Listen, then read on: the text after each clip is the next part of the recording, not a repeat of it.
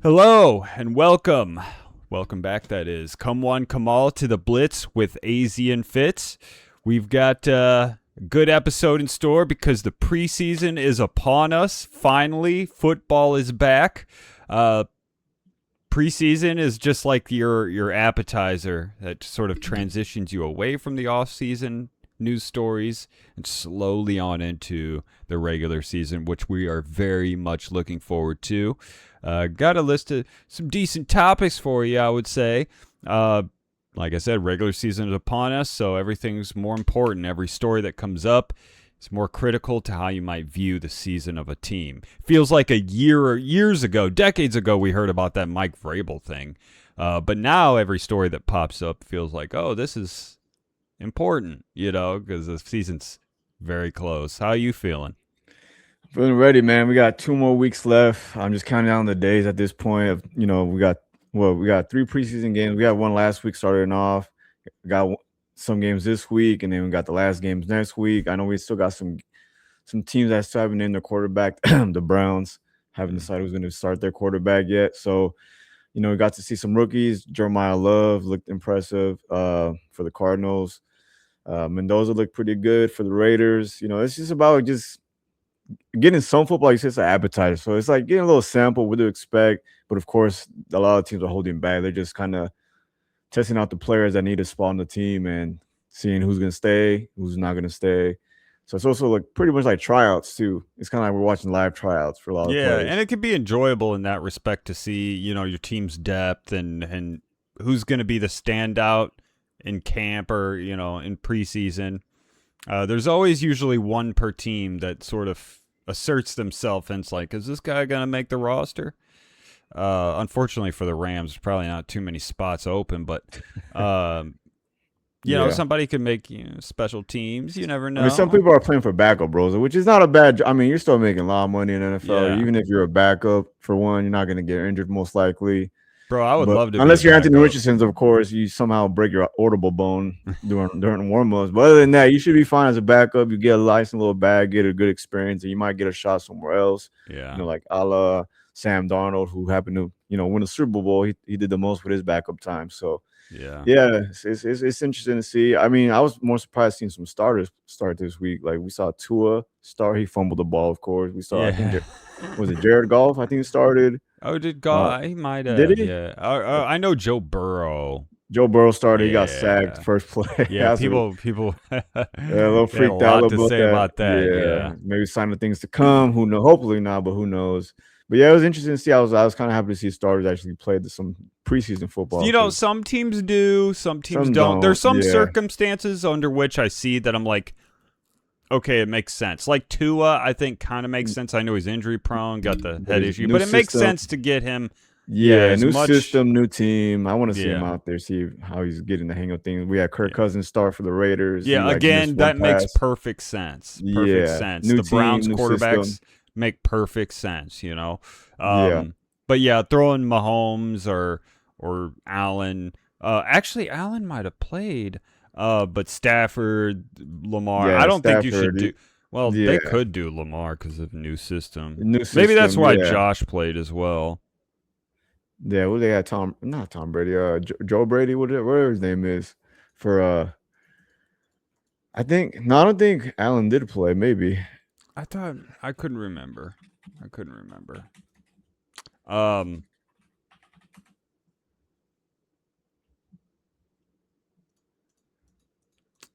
But yeah, we do have. Yeah, he was 6 of 8 for 111 yards and 1 touchdown. I mean, that's he did his thing, I guess. So. Yeah, I would just be so worried he'd be tempted to scramble around and get hurt. The ball. Yeah.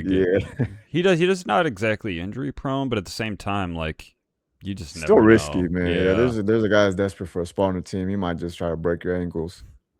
Yeah, and he has nothing to lose. Like, I mean, I guess maybe they could get fined. I don't know. Nah. But anyway, yeah, we can hop right into the topics. First up, we got a really interesting one. I've heard a lot of takes about this, been all over the place. But first topic we've got is Kirk Cousins and Maxx Crosby got into it. Now, apparently, the issue was that Maxx Crosby was hitting Kirk Cousins in training camp, pretty much. Kirk Cousins, of course, is a quarterback. He wears a red shirt. You don't touch the red shirts. You're really not even supposed to get that close to him. And apparently Crosby was disregarding that rule a little bit too much, at least to Kirk, in Kirk's opinion. And he was not too happy about it. And apparently they got into a bit of a tiff over the whole situation. I'm curious, what is your feeling on situation like? Like, what do you think? Is Kirk, it's kind of being a baby? Does he need to take his lumps and he has pays dues with a new team, prove himself? It's hard to say because Kirk Cousins, he's such like a golly gee whiz guy. So it must take a lot. You must got to be doing something real messed up to piss him off to where he wants to fight you. Mm-hmm. Either that or there's a side of Kirk Cousins that no one sees except maybe on the football field where he's like, you like dog. That? Yeah, but either that or another theory is maybe this is Maxx Crosby's way of trying to force a trade. Remember, he was traded for like 2 seconds to the Ravens and he got sent right back because he couldn't pass his physical. Yeah, so that would be the conspiracy. Yeah, that would be the conspiracy. That's my conspiracy theory, that maybe this is his way of like, I don't want to be here, so I'm just gonna fuck around in the job, because he did have a red non-contact jersey, Kirk Cousins, and good for him to stand up for himself against Crosby. But yeah, it could be a way just kind of like test Kirk Cousins, see how tough, if he's like a real Raider, if he's got that, the Raider tough persona, if he could hang with to see how he responds. Yeah. Either that or just Maxx Crosby wants to get the hell out of there and he's just doing whatever he can to get out of there. But if his first preseason game was signs of things to come, then maybe it worked. Maybe it brought that dog out of him where he played. It was one drive, but he did really well that one drive. He finished with a touchdown. So yeah, maybe that kind of woke up the team, like rally around Kirk Cousins and show. Maybe they earned to see if they like that. Yeah, if they like that. Maybe Kirk Cousins earned the respect of the locker room by standing up for himself against a veteran like Maxx Crosby for the team. And so, like, well, we can rally behind this guy. He's got the dog in him. So we'll see how it plays out. Maybe like they'll point back to this. The Raiders do well this year. Like, hey, remember that one time where Maxx Crosby almost got in a fight with Kirk Cousins? Well, it happened to help the team rally together and play better. So we'll see if it has any long-term impact. I'm curious to see that. Yeah, I'm not so sure about what the long-term impact would be. They do play on opposite sides of the ball. Unless they're going to continue fighting or something like that. I don't know. But my takeaway was, like, I was thinking of more from, like, the coach's perspective, maybe a little bit Kirk's perspective. Don't ever in practice, do not don't touch my quarterback. That's what, like, you better not touch my quarterback. Like, you're just rolling the dice with the entire season is pretty much what you're doing. And shit, I would be tempted to fine any fool that disregarded that. Like, hey, and it would be a big fine. It wouldn't be no little fine. Like, I get what you're saying there. Quarterback. Yeah. But you know how much we're invested in? I don't care who it is. I don't care if it's Nathan Peterman back there. You know how much it is invested in these guys? I understand, you testing him, see if he's got any balls, whatever. Test his gangster. Yeah. But as a coach, as a GM, whatever the case, don't fucking touch my quarterback ever. Ever. I don't care who you are. You could be Aaron Donald or you could be, I don't know, anybody. You could be nobody. And if you do it, dude, I would be pissed. Like, Maxx Crosby sometimes strikes me as somebody who's got a little bit of a screw loose, a little bit unhinged. He was on drugs, so he might have a screw loose. He was an addict at one point. He might have a screw loose from that. What drugs did he do? I think it was just like a pill popper. Oh, okay. So probably opioids, Xanax, one of those. Yeah. Yeah, but yeah, Max, you can't be doing this shit. Yeah, you think this helps your trade value with other teams? It don't. I know you went out of there, but other teams are going to see this kind of behavior and be like, do we want that kind of toxic? Like somebody hits our quarterback in practice? Hell no. This don't help you in any way, bro. So just keep your hands off the quarterback. Yeah. And like, I heard an argument from, what was it? Shady, LaShawn McCoy. Mm-hmm. And he's like, basically, well, if my quarterback's a bum and I don't respect him like that, then I might do a little something here and there. Like, no, shift, hell no. It ain't got nothing to do with that, what your opinion is on his play. Because you could make a similar argument for any type of player for any particular reason. You could treat them any type of way you want. No, these are the rules. You cannot hit the quarterback in practice, and that's that. I don't like that behavior. I think that's just way out of line. Way out of line for a player to do that. And I think Kirk has every right to be upset if it's legitimately happening, and he's not like just being a little baby. Like he got like kind of sideswiped or something accidentally or whatever. I mean, he did have the no contact jersey, so I can see why he would try to if Maxx Crosby being like a dick about it, and he knows he has that no contact jersey, and he's still trying to hit on him, or like maybe like full like tackle, but like run into him, after the play, after the whistle blows, bump into him, like some players do that. They'll whistle blows, they'll sneak a little push off of you or whatever the case might be. Yeah. Try to like get you riled up, get you out of your game pretty much mentally. And so maybe that's what he was doing. And then Kirk Cousins just had enough, man. Kirk Cousins is a veteran too, so he's not no spring chicken that's first year in the league. He knows when a player's trying to do something dirty or try to get him out of his element. Yeah. So maybe that's what Crosby was doing in practice, and Kirk Cousins just got pissed off, and he had the Kirk O Chainz side of him came out a little bit, that gangster Kirk side. O Chainz. Kirk O Chainz. They had shown why they gave him those chains in Minnesota. So I think those were Justin Jefferson's chains, but yeah. I don't think there's no video though. I mean, it probably wasn't nothing crazy. Yeah. I'm curious to see if the offensive line came into. If he brought him down to the ground, dude, that's like a fine in my opinion. Yeah. That's like a team fine. If he just bumped him, then I still don't like it. But yeah, let's call that a warning. We're not doing that no more. Nah, this was like Mahomes or like Allen. I'm sure. I'm sure they wouldn't even try it. First of Crosby probably wouldn't have even tried it. Yeah, that's kind of disrespectful to Kirk. You're doing it. Yeah, you're doing it because it's Kirk. You think you can get away with it? Some bullshit. He is technically your franchise quarterback for this year, at least. Your first stringer for now. Yeah. He's on the clock. He's not going to be the starting quarterback there. No, he knows he's not there for the long term. He knows he's there just to prep for Mendoza, Fernando. Yep. Get him ready for either next year or maybe. Yeah, this is his resume building season to hopefully go to a different another team. Yeah. He's gotten paid so many times, man. It's crazy how he just keeps. I'm sure someone will pay him again. Yeah, he'll play good enough to get another contract. He does it every year, or not every year, but every time he's up for a payday, he's got the best agent of all time. That's all I'm saying. Yeah, his wife bitching they don't bring in enough money. He'll start playing good again. Yeah, then he'll get paid and stop caring. And then he'll lose in the playoffs. And the cycle repeat. Yeah, if he even makes it.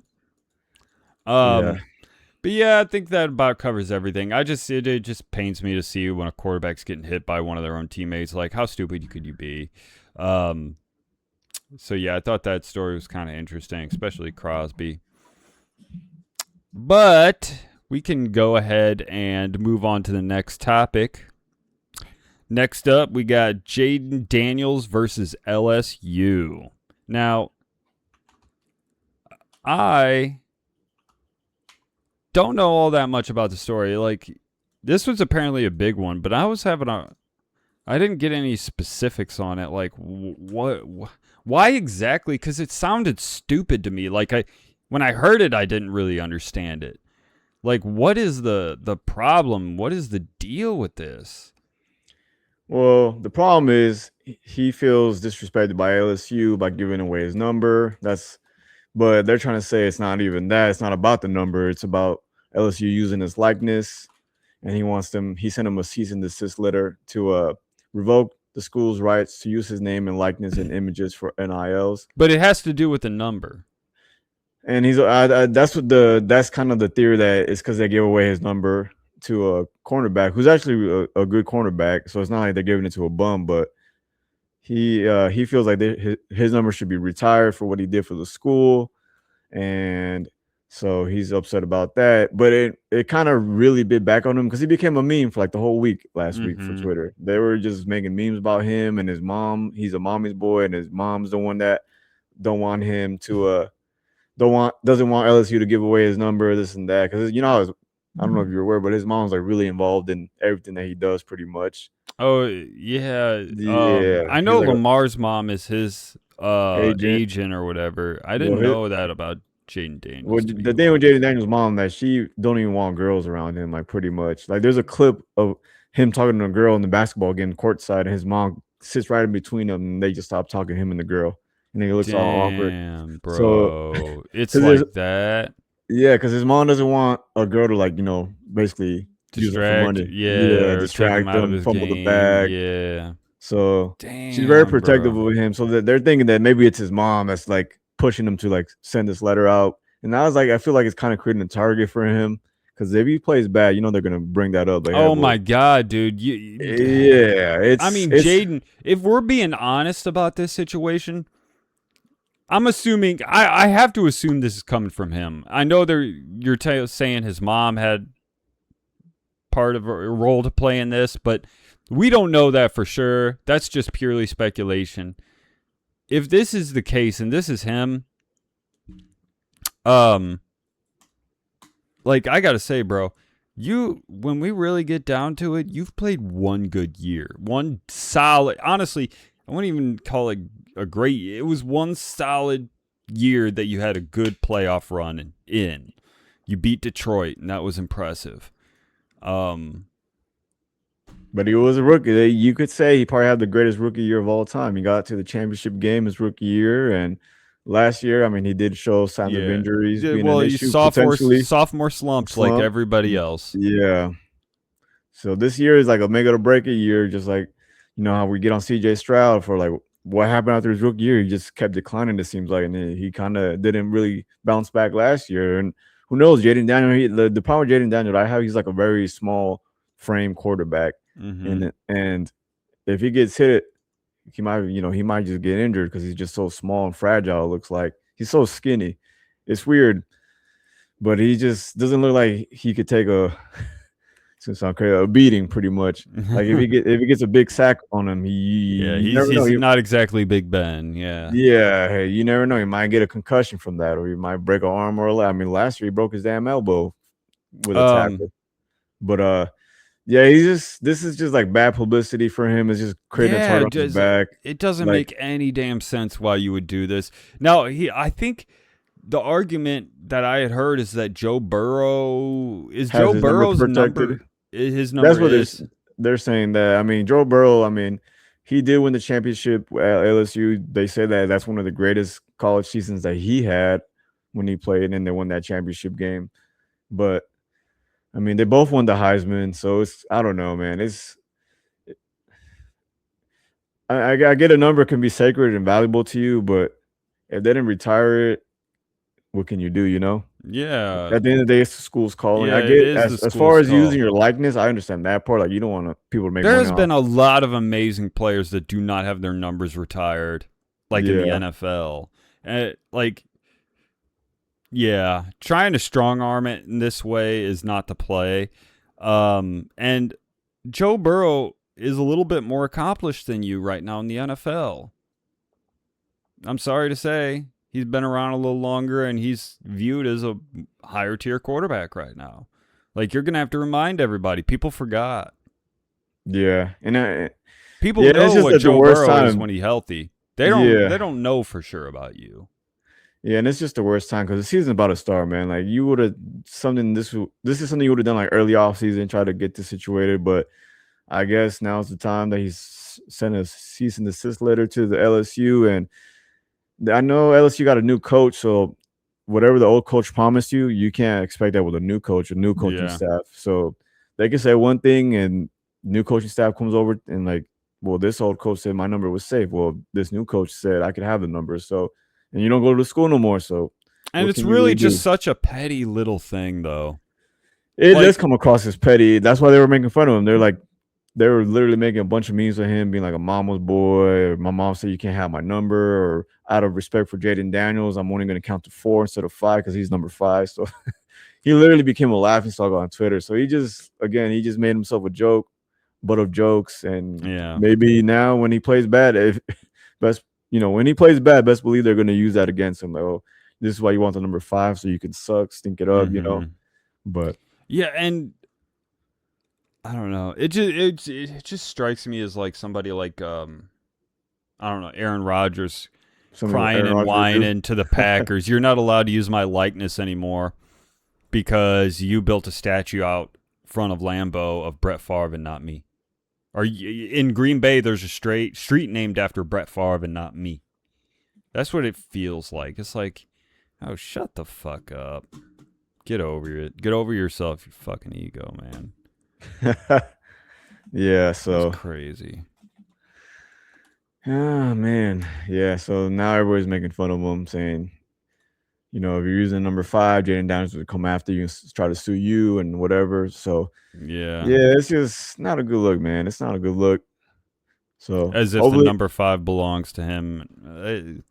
Yeah, JD5. Yeah, he's gonna have to really play well to avoid any jokes on him this year. And he plays in a tough division, man. I mean, the Eagles are there. The Cowboys just ramped up. They got Von Miller. They got great offense. They just had a bad defense last year. The Giants, I'm guessing they're most likely going to be better under John Harbaugh. Is it John or Jim? I always get them mixed up. One of the Harbaugh brothers. I think it is John, though. Jim.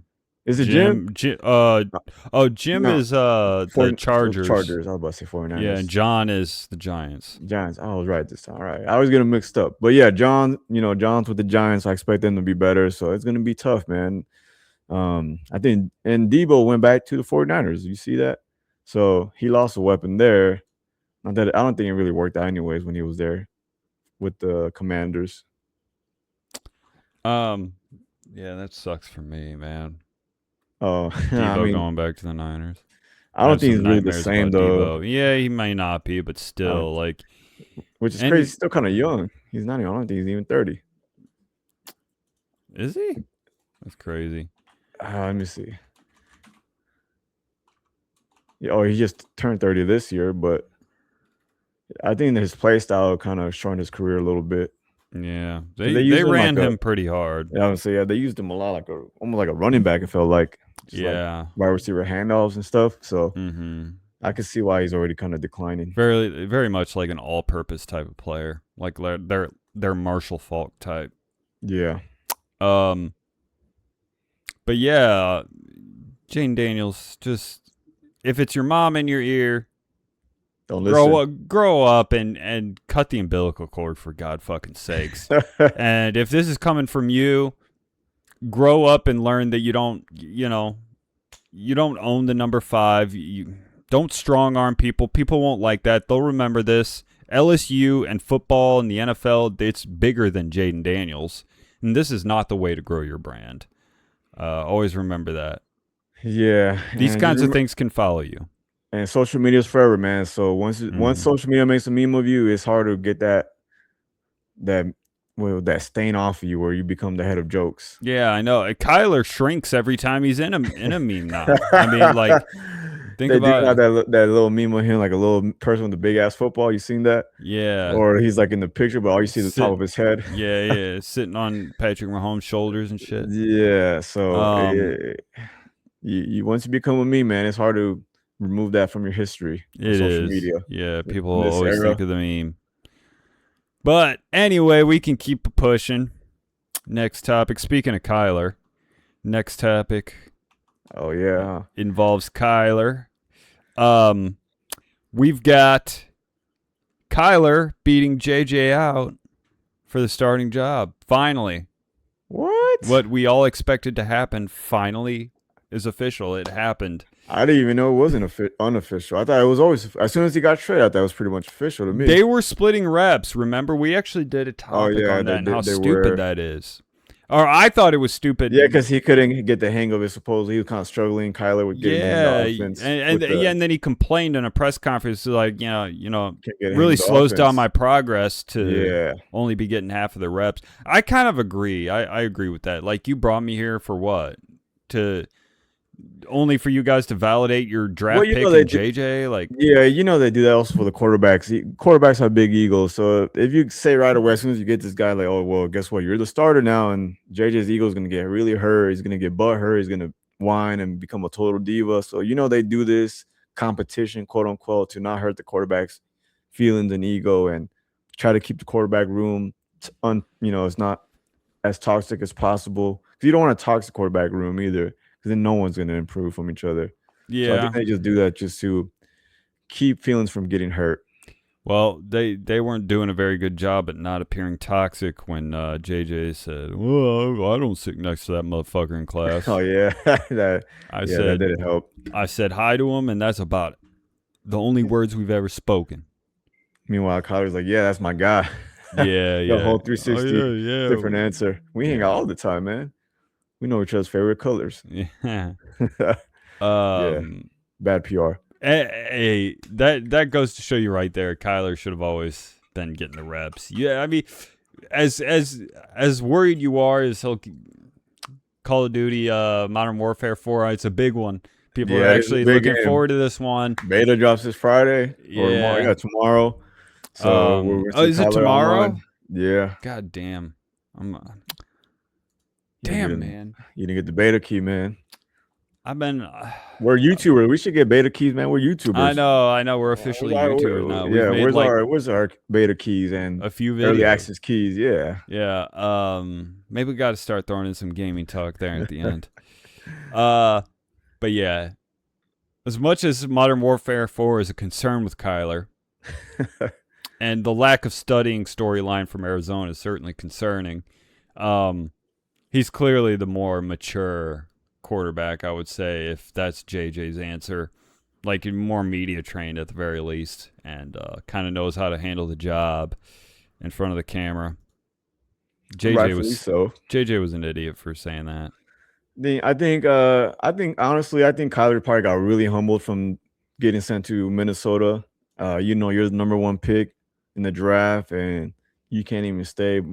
I would say at least 10 years is like a successful run with the team. If you're there for 10 years as a high draft pick, I would like to think they got their money's worth and you got your money's worth out of them. But for him to get traded I want to say early on in his career, because he's still a pretty young guy, and him already getting traded as a number one pick, I think that kind of humbled him a little bit. I think it kind of I like to think it ignited something in him to, like, all right, this is probably my last chance to really prove that I can play in this league. So let me stop fucking around. Let me, I hope Call of Duty down for a little bit. Yeah, I hope he plays decent. Yeah, and at least then he can be like, it was the Arizona Cardinals more than it was me. Yeah, I mean, sure, I played a little Call of Duty here and there, but I could play. Who doesn't? With Justin Jefferson, I mean, he got Jet on his team. They got weapons in Minnesota, man. So if he fails here, because Sam Darnold did balled out here in this team. So if Sam Darnold could ball out. If I'm Kyler Murray, I was like, shit, well, I could do it. I'm better than Sam Darnold. Yeah. So, yeah. If he fails here, then I don't know where else he could succeed at this point. Yeah. This I'm surprised they took so long to announce it. Of course, we already mentioned. I didn't see any scenario in which JJ McCarthy ends up beating Kyler out. It would have been ridiculous. Yeah. That would have been a crazy storyline had that happened. That would have probably pissed off Kyler Murray to play more Call of Duty. Dude. Yeah, dude. He'd be booting it up as we speak. He'd be 10 prestige right now. Mm-hmm. By the end of the weekend, it'll be the highest prestige you could go on the beta, probably. But yeah, obviously the Vikings made the right call. I think they knew right away from day one that Kyler was the guy going forward. But like I said, they just didn't want to hurt Justin Jefferson, or what's his name?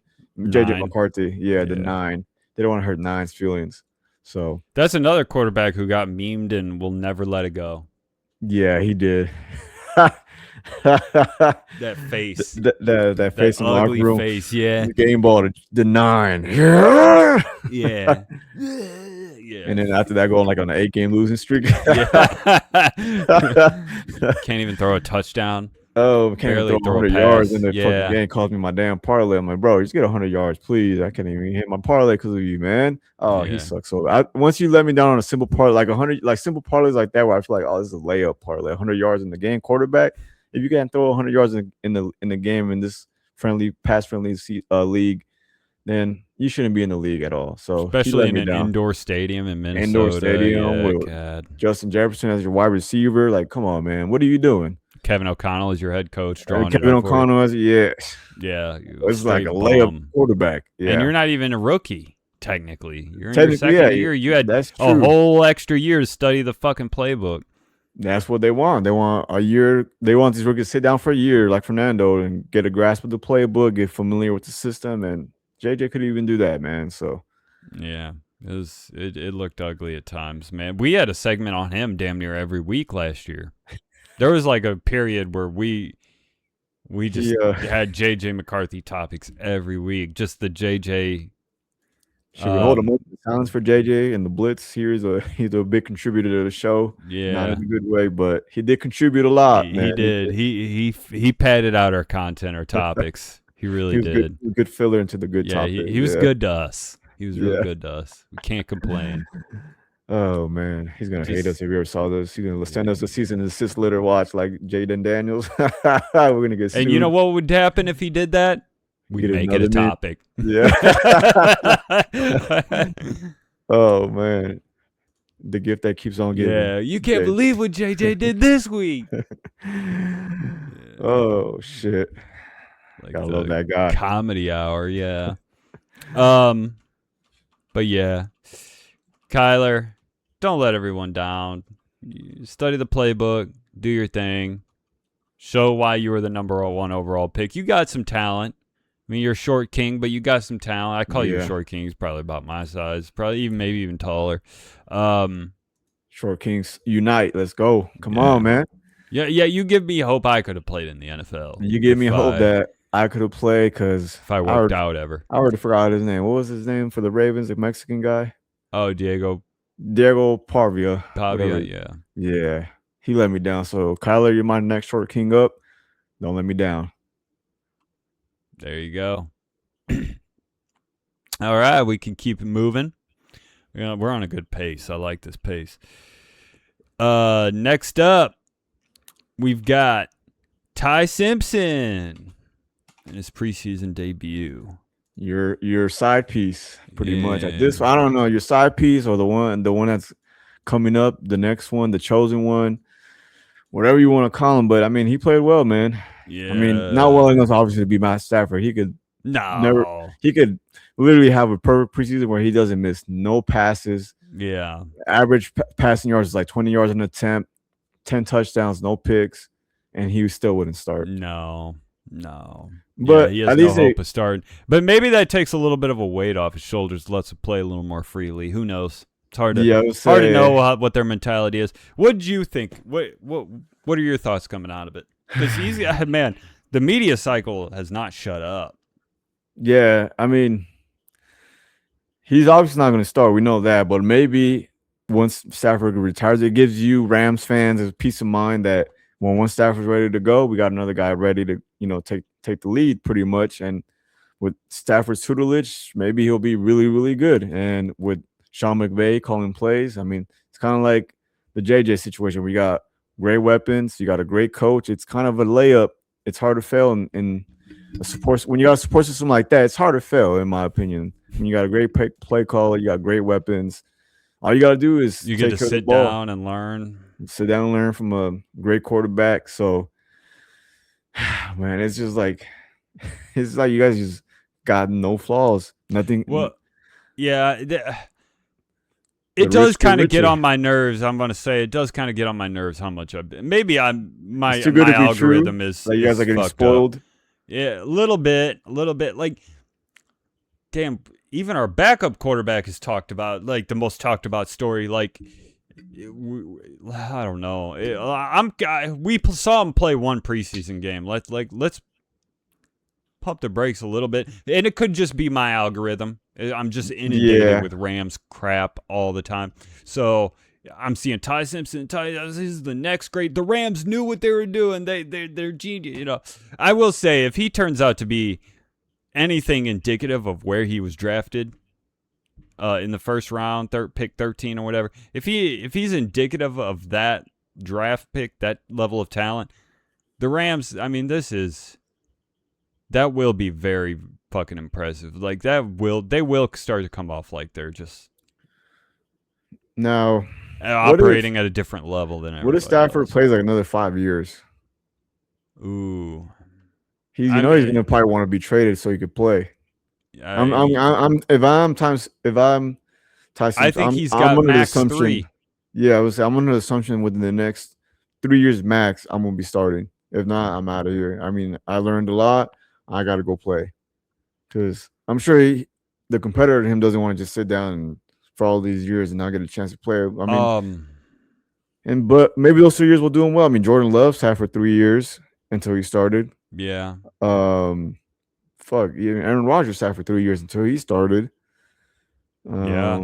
Those are the two that definitely come to mind. Two I can think of right off the top of my head that sat for multiple years and then finally got to start.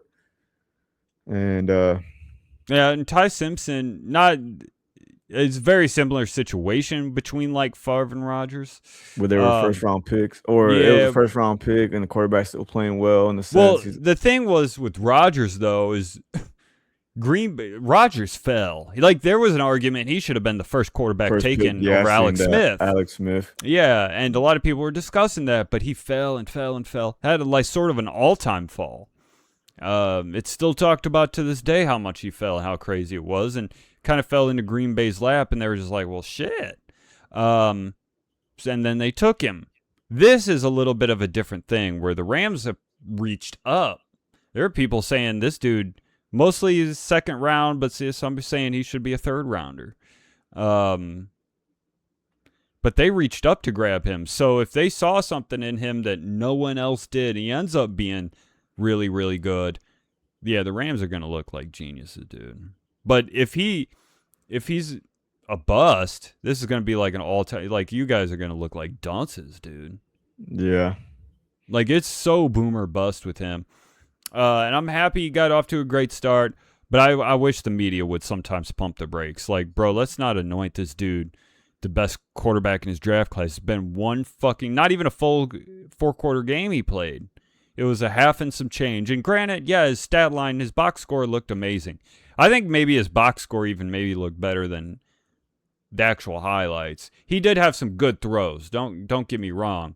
But there was a lot of taking what the defense gave him. And even McVay, went up on the podium and said that in the post game. He mostly took what the defense gave him. And that's good. That's an important thing to see because a lot of quarterbacks struggle with that like drop back and hit a quick open, Tom Brady made a career out of that pretty much. Just keeping on schedule. Yeah, keeping on schedule. And it's important to see a rookie be able to see the game and process it like that. See the game and be like, okay, quick, open man there. That's an important skill. But I'm not going to sit here and act like he made a bunch of like Caleb Williams highlight reel type throws in this preseason game. He didn't. He made maybe 2 or 3 pretty impressive ones. A couple of ones there was bootlegs on the run. That was another thing. Couple of 2 out of the 3 passes he had over 10 air yards in the game were bootlegs off of play action. Now it's important to see a quarterback have that skill because throwing on the run is always something the media nuts their panties about. But yeah, I also like to see when a quarterback can make those kinds of throws from the pocket personally. That's just as important, if not more important to me, because so many quarterbacks, it seems like nowadays, can throw on the run. That's not anything special anymore. Kind of like the new, it's not anything special, but it's kind of the standard now at this point. Yeah. You could thank Mahomes for that. I feel like he kind of Rodgers. Well, yeah, Rodgers. Wilson. I would say Rodgers is probably the the guy started it all because he throws on the run. He was the best at it for sure. He's not a conventional quarterback that just stays in the pocket. He'll move around. That's why he kind of took a dip in play because he can't do that no more as he's gotten older and he got that Achilles injury. But, Mahomes, he's the one that mastered it the most, I would say, throwing on the run because he's got 3 Super Bowls from doing that. Yeah.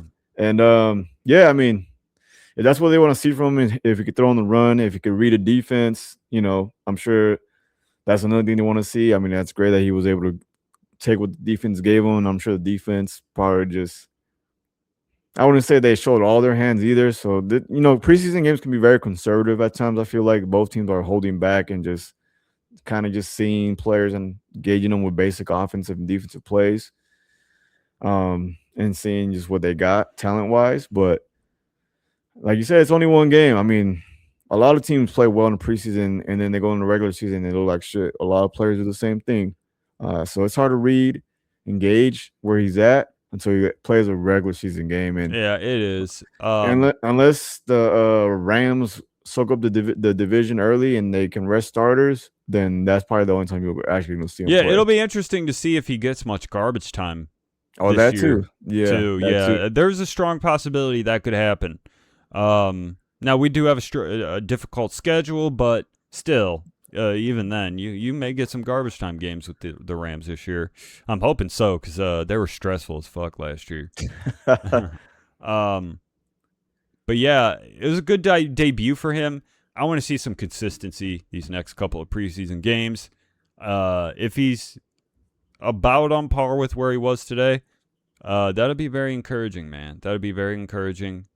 I know it'll give him a lot of confidence moving forward. Like, okay, I belong here. You know what I mean? Like, there's a lot of people that, as soon as the Rams took me, were super. Like, I felt bad for him in some respects. Even the way McVay came off. Yeah. But after a preseason, where everybody's like, basically, I won't be too vulgar about it, but yeah, everyone's singing your praises. It does a lot for the confidence, I'm sure. And that's a big part, especially in young players, building that confidence, because a lot of the game is also mental. Like, if you're mentally afraid or you're scared to take chances and your confidence is not there because you play with more anxiety, you play with more nerves, and you tend to make more mistakes because you're not fully focused. Yeah. You're so worried about making a mistake that you end up making mistakes because you're not playing comfortable. You're playing anxious, nervous. So that's good. I mean, like you say, it's only one game, so let's see if he keeps that momentum going to the rest of the preseason and see if he can. Because right now, what they have him as a second string, right? Still officially, or is he? I'm not sure officially where they're lined up on the depth chart. You got Stetson Bennett. Stetson Bennett. So it's basically a competition between him and Bennett on who's going to be backup, second string. Mm-hmm. So, I'm thinking he could earn second string if he plays well. I'm interested to see also how they divvy out the snaps between the two, because I know Stetson wants to play. He's been there like a few years now, and he has not seen the field in a regular season contest once. I don't even think in garbage time. I mean, can't even remember that. They barely played him. They played him. He got 4 out of 6 passing yards for 38 yards. So in regular season. No, this last preseason game. It was 4 for 6? Yeah, and Ty Simpson was 21 and 25. I think he might have turned it over, too. Maybe a fumble. I don't remember. Oh, I don't show the fumbles here. But, yeah, he barely got any playing time for preseason. They basically played like Ty Simpson like the most of the game. Oh, okay, yeah. So maybe next game they'll play mostly I feel like that's what they do sometimes, too. They'll just rotate and give the other player that didn't play that much the majority of the snaps. But we'll see. Yeah, we'll see. But yeah, if he's consistent this preseason, ends up playing well, talk about dominating the preseason news cycle. Jeez, because it's always rookie quarterbacks are always the thing you look forward to most, I think. Yeah, I was looking forward to Fernando Mendoza, seeing how he was going to do. And yeah, Ty Simpson was one of the biggest storylines coming out of the draft. He made more noise than Mendoza because that's often how it is because where that first pick is going to go. Yeah, the controversy with no one saw that coming, that you guys are going to take a quarterback in the first round, that high of a pick. So especially Ty, if there was like a oh, we may have the next Josh Allen in the mix here. Yeah, then Yeah, like that Arch too. Manning or something. Yeah. That too. So not only was it a crazy pick, but it's also crazy who you guys picked. He wasn't a guy that was, Yeah. I don't want to say unwanted, but he wasn't sought after. He wasn't someone like, oh, if we don't get him in the first round, he's gone. So Yeah. he was, like you said, projected second round, Yeah, maybe third round it pick. was a reach. It was a reach type of pick, and it made a lot of people wonder why we did it. And Caused a lot of drama. if his career in the NFL works out, the Rams are going to look like they're fucking playing their Galaxy brand. But like I said, if it don't work out, you're going to look like idiots. He's got to wait. Boom or bust. Yeah, we just got to wait. Yeah. That's what I was like, man. We got to wait for Fernando, like maybe a year or two max. So Fernando's not getting 2 years. Kirk's not going to be. No, Kirk's not going to be there 2 years. Fernando's starting next year. Hopefully, man. At the latest. He might even be inserted this year. See what he's working with. I don't know why. If Kirk does what he did at the Falcons, he's going in this year, dude. But if you're right, if he realizes he needs another contract, he may turn into Kirk O Chainz. You like that, Kirk? Imagine the Raiders get a wild card spot from Kirk O Chainz. Oh man, he'll lose in the wild card anyway. He'll lose in the wild card, of course, but yeah, he could go 14-3 and lose in the wild card. The fact that you got the Raiders to a wild card spot, here's another $100 million for you for 2 years. Yeah. So I wouldn't be surprised if he plays well for contract year, but yeah, you just gotta wait. That's why I was like, well, this is the only time we'll probably. That's why I told my family, like, if you want to see Fernando play, this is probably the only time we're gonna see him play this year. So tune in, because he probably won't be playing this season. I mean, like you said, unless Kirk Cousins plays bad, but and there is a strong possibility that could happen. Let's be perfectly honest. The Raiders have been garbage. Your only hope is that Clint Kubiak is there now and can clean this up a little bit. That Pete Carroll was just phoning it in. Last year was a disaster. Yeah, that was bad.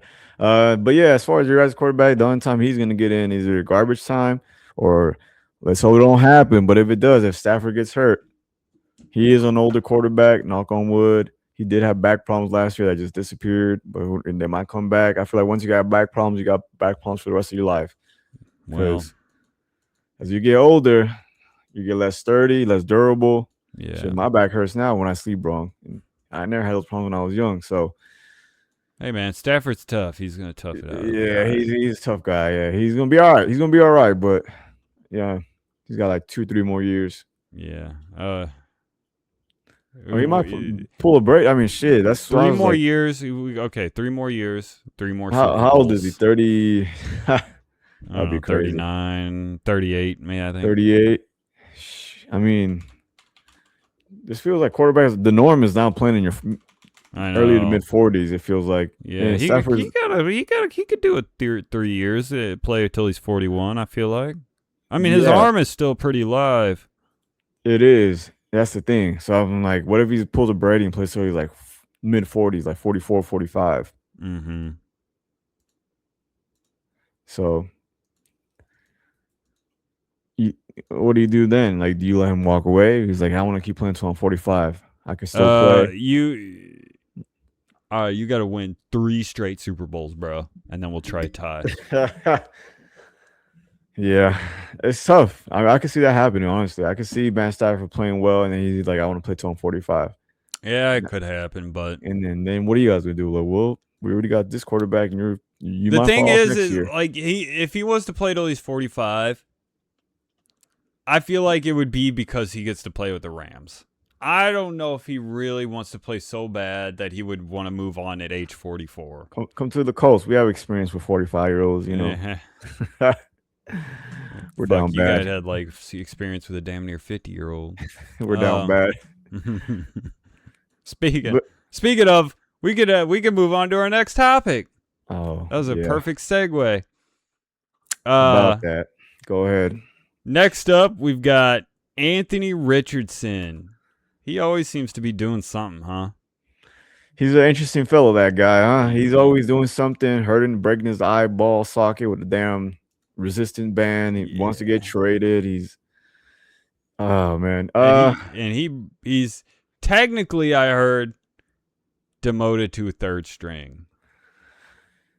I wouldn't be surprised. I mean, they really like. It looks like the Colts really like this Riley Leonard quarterback. That I always say rookie, but he's not a rookie no more. But they really like him for some reason.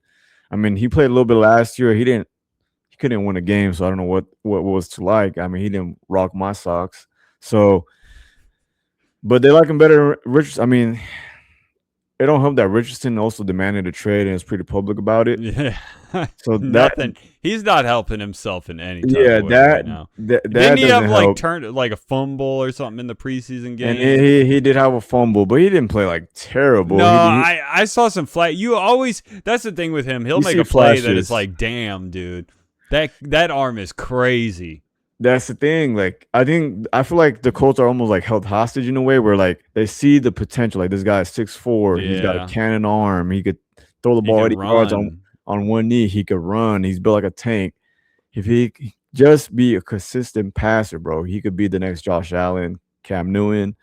But he just got to be a little bit more consistent. He's so raw, and he's so what's the word I want to say?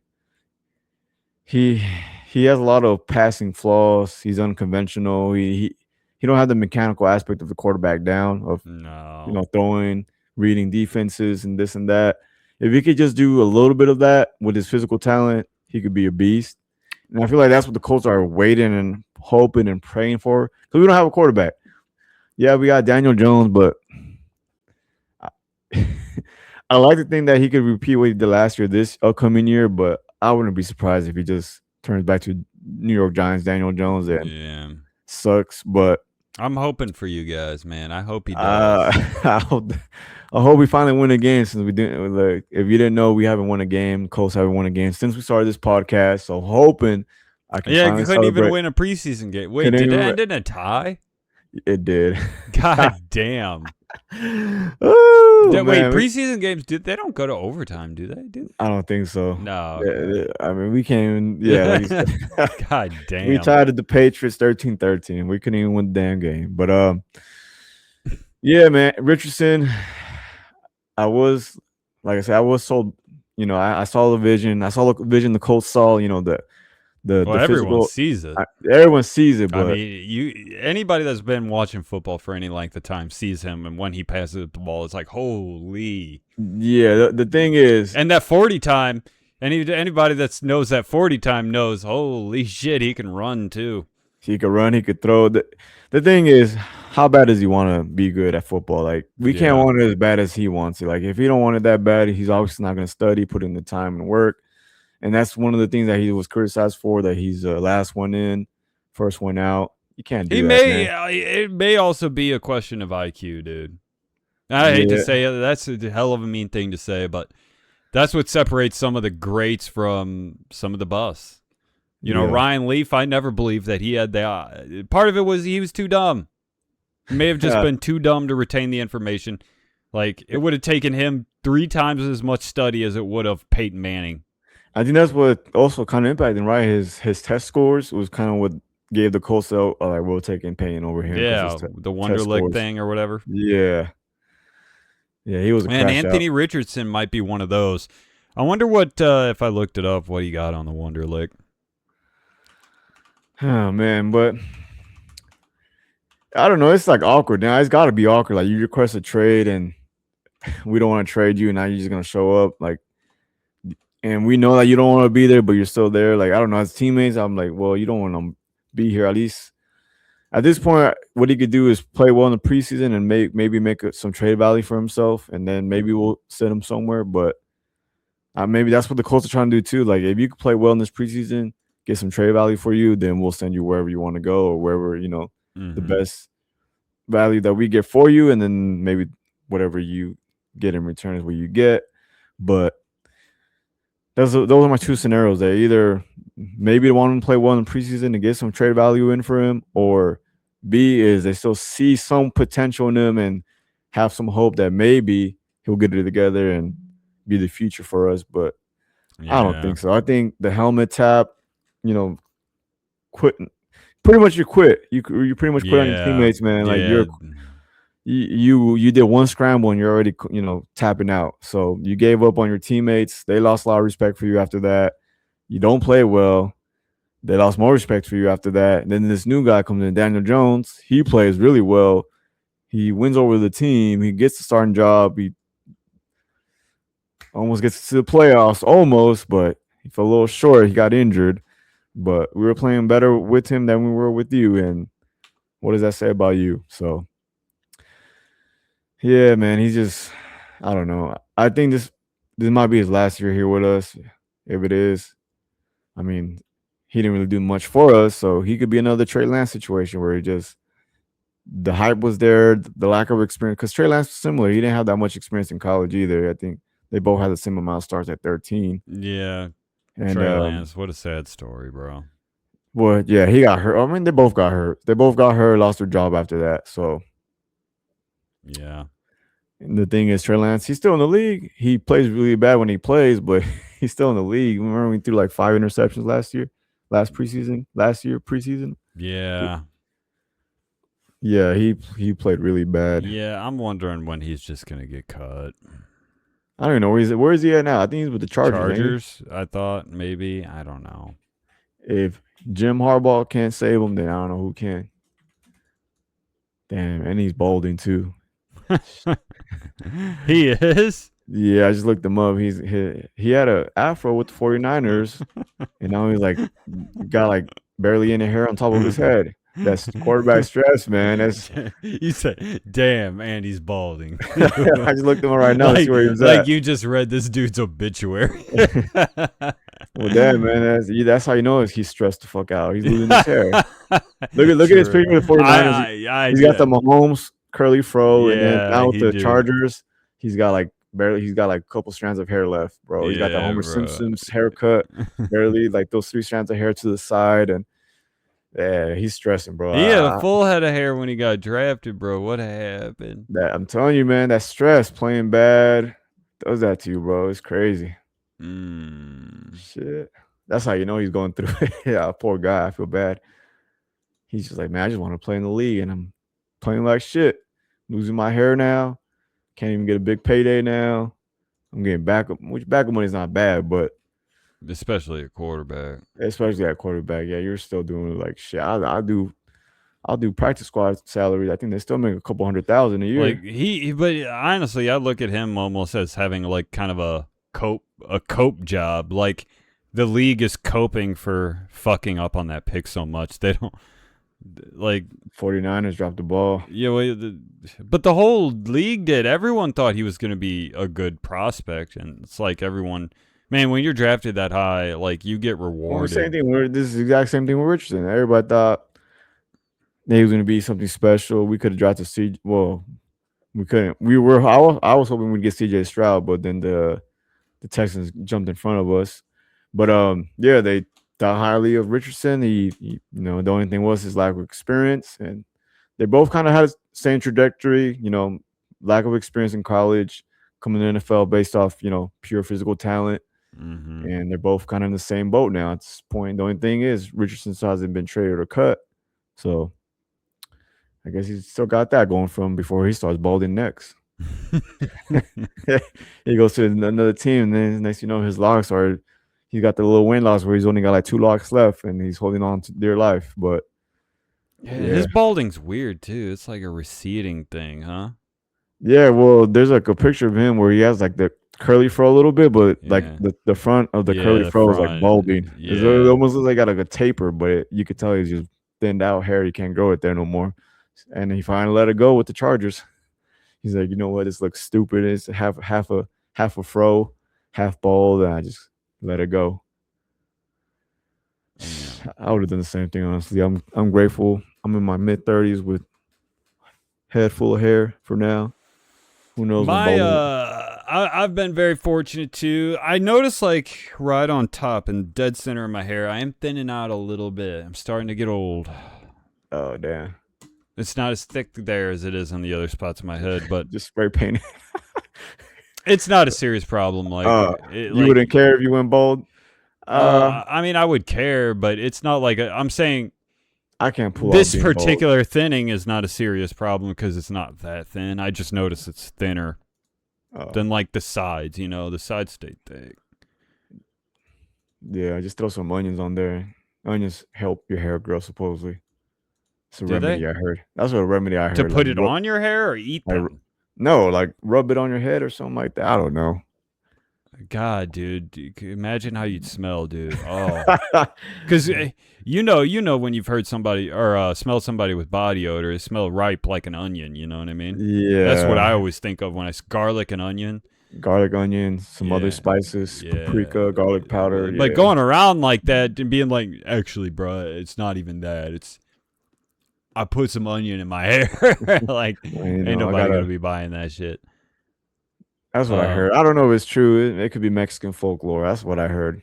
It'd be like just Mexican. I mean, my grandma used to put lettuce on my body when I got a fever. So she would literally rip lettuce. And I had like a lettuce armor plate on my chest and my arm. I was armored out in lettuce. That is some old timey shit right there, man. You guys never did that? No. My grandma, she would rub eggs around me.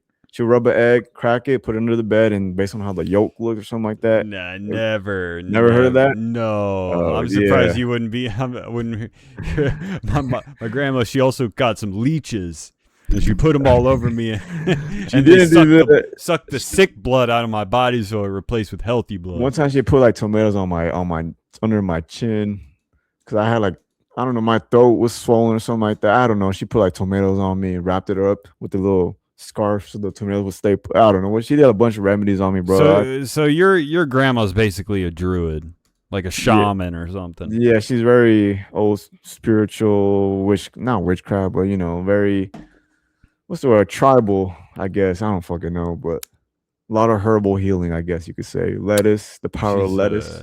Alchemist or apothecary or whatever. Pretty much an alchemist, if you want to call it that. She did one time bathe me with like a bunch, I don't know what it was, like leaves or something when I was sick when I was a little kid. I remember that too. I was like, she's like, this will help you feel better. There's a bunch of like different leaves and shit, like soup. I was like basically human soup. That homeopathic type shit. I mean, I don't know if it was just like perfect timing, or placebo effect, but it worked. Like I remember the lettuce after she took the lettuce off, I felt better. The egg, the next day, the egg absorbed the sickness and it went into the yolk. I felt better. I don't know, it's just perfect timing, or these remedies work, but I don't know. Tom Brady sleeps on a kale mattress or so I've heard. So fuck it, maybe lettuce do be doing things. I don't know. I don't even like lettuce. I fucking hate lettuce. I can't eat that. Do you have anything left to say about the Anthony Richardson thing? Best of luck, my friend. See you in the Rams jersey next year. Yeah. All right. We have one more small topic. I had another idea in mind, but I think maybe I'll save that one because the podcast is already. It's got a few. We're a few topics in. I think we can call it a show. Call it a nice, healthy show. But we do have one more. It's barely even really a topic, to be quite honest with you. But worthy of discussion. We've got the Super Bowl. The Super Bowl this year is on Valentine's Day. I can't even remember the last time this happened. I remember one was the day before Valentine's Day. Yeah, I don't think it's because of the 17 games, so the season goes on a little bit further into February now. So I think that's why it's on Valentine's Day. Shit. What are you doing? You're a married man. Oh, we barely even celebrate Valentine's Day. Okay, so it's another Sunday for you then, or yeah. Yeah, business as usual. I can't even tell you what we did last Valentine's Day. We used to exchange like little like candy or because I may even still get her a card. Candy, yeah. Like elementary, like here's get you a little bag with candy. Yeah, dude, like a little snack, something we know each other likes or whatever. She don't like sweets. She likes savory shit. So, she would probably like Slim Jims. If I were to get, good protein. I like sweets. Like what, chocolate? Yeah, chocolate. I don't like dark chocolate or white chocolate. It has to be milk chocolate. What's your favorite chocolate candy? I mean, like everybody knows Reese's are like technically the best candy. They are, and they are. I hope you're not trying to be a contrarian and say No, otherwise. no, They are the best. they literally Okay, are they because are. like That's the only candy I eat now these days is it's Reese's like Cups. the reason I say it like that is like barely even interesting to even ask the question. It's more like what's your second favorite candy? Um, That changes for me. I don't know. Yeah, exactly. Then it becomes interesting. Some people say Twix. Some people, I do of like course, say Twix. Snickers. I do like Um, Snickers. Kit Kat. Kit Kat. That's probably mine. I like Kit Kat. I love the I was texture, Yeah, I and they like the kind of crunchy melt in your mouth. waffle. If you don't eat them too quick. I love the texture, and yeah, Kit Kat's probably my second favorite. I would say Kit Kat too. Yeah. Oh, I don't know, but man, I like the caramel and Twix. Yeah, It's I pretty. don't swing caramel as much as others. I don't know, but I mean, Snickers got caramel in it, don't Yeah, it? Snickers are amazing. They kind of I my haven't had a teeth. I don't Snickers know. in They so can't long, handle man. them anymore. I don't know why. It's like micro Butterfingers is cavities. probably my least favorite chocolate candy bar. I Oh, would see, say because they get every stuck time to I your get a teeth. Butterfinger, because I don't buy them, but Yeah, every I don't time I buy 'em get them, either. I'm like, these are actually kind of good. I actually don't mind them. I They just get hate that they stuck get in your stuck. teeth hella Yeah, though. that's why I don't like them that much because they get stuck to your But teeth they and don't it's, hurt my teeth as bad as caramel does. oh, I don't know. Caramel be hurting my I, teeth. I'm fine with caramel. Shit, what's the other one? I like the other one, the York, the mint one. Oh, I can't You stand don't like? York pepper. I just throw those away. I like those. Like if I my like kid the other. gets those for Halloween and I'm digging into his candy, he can keep those. Oh man, that's fucked up. That's good candy and it's minty fresh. You get fresh Mm-mm. breath and a good delicious treat on top of Yeah. that. I can't complain. No, they're garbage. I like what's the other one? I don't like Milky Ways. I don't like Milky They're Ways. basically Snickers without nuts. That's nasty. Yeah, I know. I don't really like them that much either, to be honest. That's nasty. Uh, What's the other ones? Paydays are good. I like paydays. It's like a nut overload pause, but they're good. That's not crazy. That's not crazy. I mean, they are very nutty, but yeah, they're good. It's like the Snickers on the outside, like it's a reverse Snickers almost. The nuts on the outside. I don't like them that much personally, but You don't? Man, I think I don't go on like the only candy I go on my way to buy frequently is Reese's Cups. Reese's, yeah. Other than I that- would buy Kit Kats too. Like if I go to the store, I see Reese's and Kit Kats, I'll be like, well, I got Reese's like the last 10 times. Maybe I could go with Switch a Kit it up, Kat. a little Yeah. spontaneous. But beyond that, I probably wouldn't go any further. Well, the thing is, man, the Walmarts don't even sell regular size. It's all like share size candy bars. Yeah, It's like fuck two. so. I'm like, I don't want that much. I just want a normal size candy bar. So that's why I have to go. Like, I literally have to go all my way. Like, it's on. When you go to checkout, they usually have candies on the side, but it's all like the family size, sharing size candy sizes. You I don't talking want about like that king much. size? Yeah, or king size, whatever. I just want normal size candy bar. I don't want to like. Oh, I you don't know. buy them like that. I usually buy you go to the candy aisle, you get the bags. So I'll take that home and I'll be like, Reese's, Oh, you big backing it? No, I don't. See that. They're usually not that much more than the fucking They're not that much impulse more, buys, though. That's but then the I'm thing. like, I'm not gonna. And then I'm gonna like try to finish the whole bag, and that's not. I'm trying to balance health with wealth, and try to like. I only buy Reese's cups like on a Friday or Saturday when it's cheat day for me. I'm not gonna. Cause I try to not eat sugary stuff throughout the week. Man, you buy a pack of Reese's in the impulse buy aisle. You're looking at 2 peanut butter cups, and then it's like, fuck, man. It's like $1.80 now. Oh, wait, it's $1.50. Yeah, I think. and then like you spend It used to $5 be like and you get like 50 of 24 of them, or whatever. That's too much temptation for me. I'll fuck around, be eating that shit every day, and I can't do that. Shit, I I'll like. sit down and eat 6 of them motherfuckers.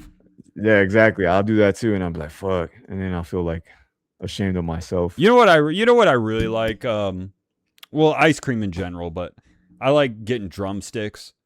Oh, I love drumsticks, dude. No, The originals with the peanut on top. And the those are chocolate good. and I vanilla don't ice cream. I don't go on my way to buy those though. I usually just buy mint chocolate chip and vanilla ice cream. But I'll get the vanilla ice cream and I'll buy Oreos and I'll crush up the Oreos because I don't like my Oreos fresh in my ice cream. I like them still crunchy because when you buy cookies and cream, They kind of get a little bit they're mushy like in texture. yeah, they're like mushy the texture. I like mine like real crunchy, the Oreos. So I usually just mix them and do it myself. I can understand that. As far as drumsticks, they're good, but I'm not crazy. Cookies about and them. cream is like one of the best ice creams, pretty much. It's Yeah. kind of the ice cream that which all ice cream brands and whatever are judged. Like anybody that judges them are always going to go for the cookies and cream, and that's how they're going to base it. But my wife bought some butter pecan the other day, and I'm like, oh, this is so amazing. I basically ate all her ice cream, and then I kept Butter pecan is good. I'm not gonna lie, it is pretty good. she bitched She at opened me. she opened the freezer like, I thought I had some ice cream in here. Yeah, what happened to the butter pecan? I let me had help you look for it. you. I know you ate all your cookies and cream. What happened to the butter pecan? I was like, That wasn't. but cookies and I was cream? like, look, it was in there forever. You don't really be eating sweets. It was in there for like 2 weeks. You're one of those people. I hate people like that. I'll be saving my snack for a special occasion when I feel like eating it. And when I finally want to go eat it, someone already. Oh man, that would drive me crazy. Well, normally she's normally the type where it's like, yeah, you can have whatever you want. I don't care, even if it's the last one, whatever. It doesn't matter. If it's in there, it's in there. But yeah, that day she's like, what happened to my butter pecan? Like, well, it was in there for like 2-3 weeks. Shit. Nah, and so What do you expect? you we were ran out of stocking good it. shit to eat. This is why when you don't cook with me, I gotta eat ice cream for dinner. Oh man, I would have been mad too because I like to say I'll buy something. I don't want to eat it right away. I like to like let it sit there and get a little older. So You like to age it like a age wine. age it like a wine. And that one spontaneous day when I got a sweet tooth, I want to go in there in the pantry or the freezer and see my snack Yeah, ready let it to collect eat. a nice little coat of freezer burn. Everybody Yeah, knows ice cream's better with freezer burn, right? exactly. Yeah. But yeah, anyway, I'm back hungry. on a little bit of a topic. What Valentine's does Day, this Super affect Bowl. you in any type of way?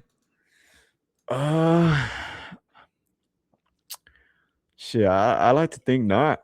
I think I'll be all right. I think with Valentine's Day this year, I'm trying to remember if I did anything. Damn, that sounds depressing. The world Uh, won't weep if you watch football instead of do your normal thing I on mean, Valentine's Day. the football games. I mean, if you want, like, for the fellas out there that do have a relationship, if you want to do something Valentine's Day, do it in the morning. You know, go breakfast. You know, breakfast in bed or breakfast out to eat. Get her some flowers, some chocolate, and then let her know once this game starts at 5 p.m. or 8 p.m. East Coast time, I'm knocked out. I'm zoned in on the game. So until then, I'm all yours. But once the game starts, I'm an occupied man. Well, just tell your girl, you know what we're gonna do for Valentine's Day? We're gonna throw a party. We're gonna invite all our friends over, put out some snacks, and we'll just enjoy each other's company. And then when little does she know, when everyone starts coming over, you just throw on the Super Bowl. And you Well, I get your guess we Super just Bowl need some party. background noise. Let me throw on this. Oh, there's a football game on. What a surprise. We needed some good on background Valentine's Day, noise. that's so weird. Yeah, on a Sunday, Valentine's Day, Sunday football. That's Well, might as well watch it. All the things I love are right here, and I'm Yeah. thankful for that. There you go. There you go. But I don't. Yeah, it shouldn't be a big deal. I mean, women understand football is very important to us, man. Majority of us, And man. let's be honest, the Super Bowl is way bigger deal than Valentine's Day. Fuck Valentine's Day. Yeah, It's I can basically show you I made up love you. garbage holiday. I can show you I love you any other day, baby. But this day right here, That's the thing too. You could celebrate Valentine's literally any other day. If you want, if you want to make sure you have a special Valentine's celebration, then just do it the day before or whatever. or if you're frugal and smart financially, you wait the day after when everything's 50% off, and you get a lot of stuff. You get a big box of chocolate that was originally $20 for $10, which means you could buy more stuff. Which what women love is more gifts. So It's too bad we're going out to eat at a restaurant wouldn't be cheaper the next day too. no, I know. But I usually what I do. I usually any big holiday when I got that sweet tooth, I was like, well, let me go get a bag of candy that's 50% off before. I usually like during Christmas, I'll buy that big tub of popcorn. Mm-hmm. After the Christmas holidays, it's 50% off. There's some good Yeah. popcorn in there. After Caramel, Halloween, cheddar. after Valentine's Day, yeah. Yeah. Well, yeah, it's gonna be real awkward that they coincide. I Should don't be know. fine. I don't know if the NFL really should have even tried to do anything about that. I'm not sure if there's anything they could do about that. No, I'm guessing no. If it's 2 weeks after the championship games, there's nothing they can. They're not gonna give them 3 weeks off. So And they're not gonna start the whole the season a week early. Like that would just be crazy. They're just gonna keep it The NFL runs under their rules. They Yeah. don't give a fuck about anything else. They know that they got us. They're gonna crush Valentine's Day. Under control. I mean, shit. They crush Christmas Day. They crush. Yeah. If they could be Christmas, they could be any holiday at this point, man. Yeah. They do whatever they want at this point. Yep. And we're gonna tune in. Yeah. We're gonna tune in. So what else do you want us to do? Yeah. I was opening gifts on Christmas Day and watching the damn Steelers and Chiefs play. That's what they do, man. They have that control on us, and they know that. So they got fucking football on every streaming platform. It feels like, dude. I saw this video. It's so weird. My wife showed it to me. Have you heard of NFL Elementary? No, it sounds like. I guess they're like putting the football in elementary schools, and it was almost like an indoctrination thing. It really made me feel uncomfortable watching it. It was very strange. I wonder if I could send you the video. I'm not going to try and look it up right now. But then she was like, "You get a free hat of the whatever team you chose to follow this year, thanks to New Era." And it's like a teacher telling her kids, like, "Thanks to our sponsor, New Era, we get hats of our like." It's like, ooh, this is kind of gross. But yeah, it's like the NFL's literally run out of people in America to market to, so now they're just targeting like kindergartners. Yeah, no, it comes right away. This is fucking crazy, dude. It's a viral project-based elementary school curriculum created by Florida teacher Mary Crippen. She's Crippen that uses NFL season to teach core subjects. Okay, well, whatever helps these kids learn, man, how to do read, write, and read, write. What's the other subject? Read, write, and arithmetic. No, read, write, and math. Rewrite math. That's what arithmetic is. Math. Damn, maybe I need to go back. Go back to school. Maybe I need NFL Elementary. Yeah. Imagine a teacher like, "What's 28 minus 3, kids?" And then they show them the Super Bowl. Well, the NFL just taking over everything, man. It really is. I mean, they're now moving on to the world, kids. Across seas. But in America, they ain't got nobody left to market to, so they just started targeting fucking kindergartners and first graders. Gotta get them young. Yeah, I know, dude. It's crazy. They start putting it on Nickelodeon and Disney. It's just, but they are there. Christ. Nickelodeon does their football. Mm-hmm. Disney did the football game last year for Monday night. Like, imagine you have your shit on the Disney Channel and Nickelodeon. Like, God, like the amount of money you could spend to have both competitors selling the same shit. I know, that's crazy. Yeah, I watched a little bit of it. Dude, does Nickelodeon even really are they relevant anymore? Do they even make shows? They got SpongeBob. I know they have SpongeBob. That's it. That's the only thing I can think of. Literally it. And man, they used to be popping, dude, like Drake and Josh and iCarly era, and even like before that. Yeah, the Amanda Show, Rocket Power, Doug, yeah, Hey Arnold, yeah, Cat Dog, yeah, from the 90s, Jimmy Neutron through about the mid to late 2000s. Fairly Odd Parents, yeah. They were popping, dude. But I don't know what happened. It was like after I feel it was like Victorious and Sam and Cat, and then after that, I don't know what happened. Yeah, I did watch a little bit of Victorious because I was still kind of like a teenager, but after like Sam and Cat started, I was already kind of grown up, and I kind of grew out of all that. I did watch iCarly a lot. I did like that. Every kid liked iCarly. I really didn't like. My little brother loved it. Huh? I wasn't really a Drake and Josh fan like that, to be honest. Oh, dude, Drake and Josh was, I thought, the funniest one. That was the only one that like I could go back to right now and feel nostalgic about, because my little brother used to always watch these shows, and I'd watch them with him. And huh? Oh, go ahead. And Drake and Josh was, I thought, the funniest one. See, when it came to live action shows or live shows, I was more like a Disney kid. I liked watching Even Stevens. I never watched anything on Disney. Dang, I like That's So Raven. I used to have a crush on Raven when I was a little kid. That's So Raven, Even Steven. I did watch Hannah Montana. I used to have a crush on Hannah Montana, so I watched that for her when I was little. What else? I mean, she's hotter than That's So Raven, right? I don't know. I also watched Wizards of Waverly Place because I used to be so in love with Selena Gomez. I remember I told y'all that story when Yeah, I was talking to her on yeah. MySpace. So I did watch Wizards of Waverly Place. That So Raven chick is just not attractive to me, I really. thought she was when I was little. Now she's like a bald-headed lesbian, I think. Yeah, I could see that. What else? Even Stevens was really good. There was another one from the early. Oh, I didn't like Lizzie McGuire like that. I didn't like that. I feel like there's another big show that I did like Proud Family. I did like, but that's not live action. What was live action? It was that? Oh, Sweet Life and Zack and Cody. That's what it was. Sweet Life and Zack Oh and yeah, Cody. that was a big one that I I used to have watch that a seen. lot. That's might be the only Disney show I've even seen, and that one was kind of okay. I I think used to Drake like and that one a Josh was lot. funnier, but Yeah, but um, there's some yeah, classics. They had Chris Brown on that show, so I mean, yeah. can't hate on that.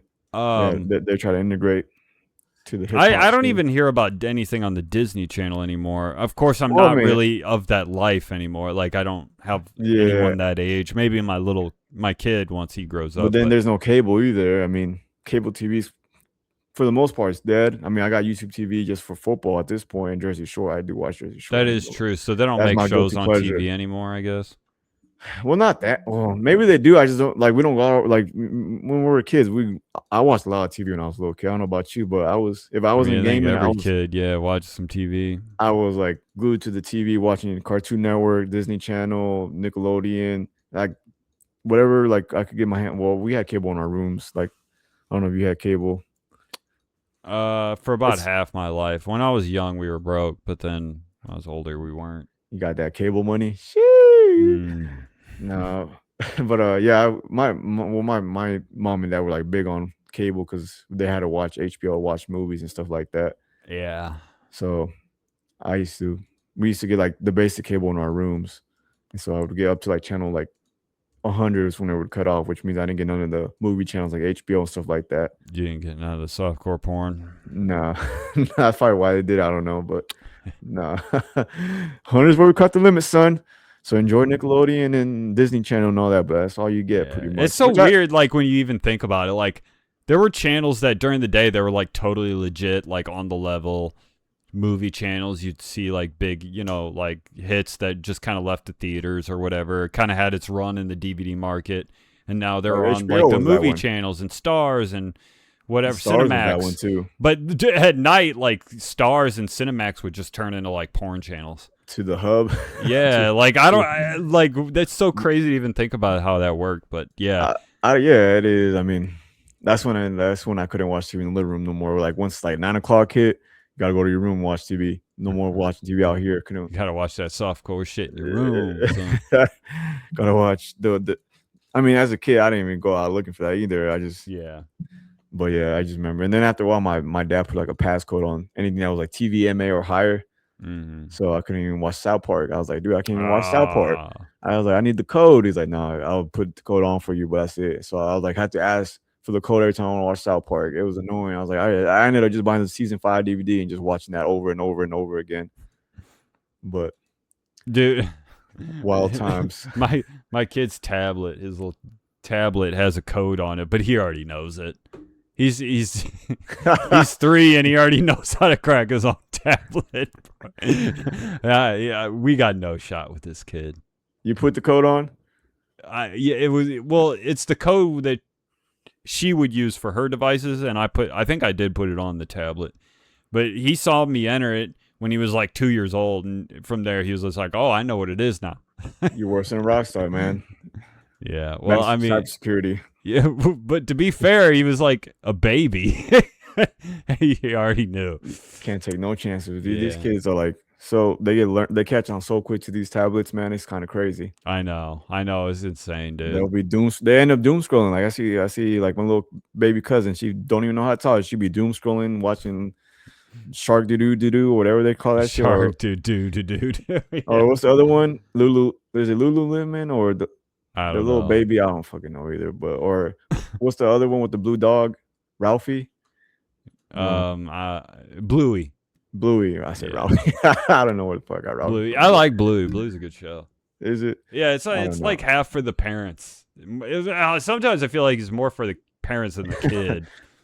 Like Don't I feed watched your kid sugar. my Type wife. shit. My wife showed me the original pilot, the original cartoon like pilot they ran, and it was like the dad just on his phone swinging the kid at the park, and she's like higher, and he just keeps swinging her higher. He's not even paying attention, and I'm like, yeah, this is what it's like, dude.